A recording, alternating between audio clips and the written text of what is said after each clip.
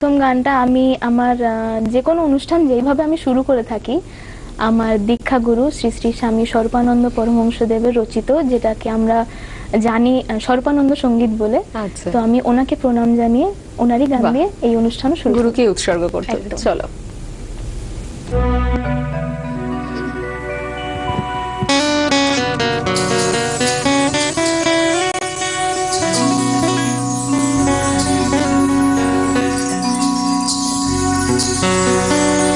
তোমার চরণে আমার জীবন করো হে গ্রহণ অঞ্জলি। তোমারে শুধু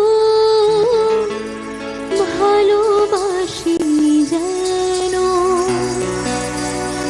তোমারে শুধু ভালোবাসি যেন, সকল স্বার্থ পায়ে দোলি করো হে গ্রহণ অঞ্জলি। তোমার চরণে আমার জীবন করো হে গ্রহণ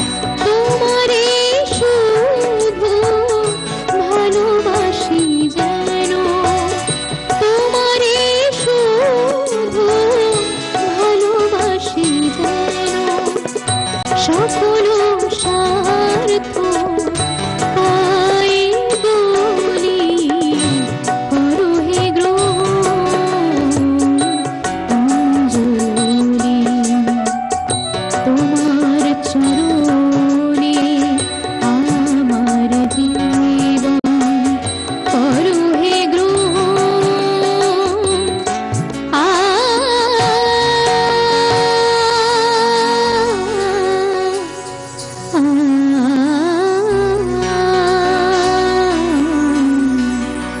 করো হে গ্রহণ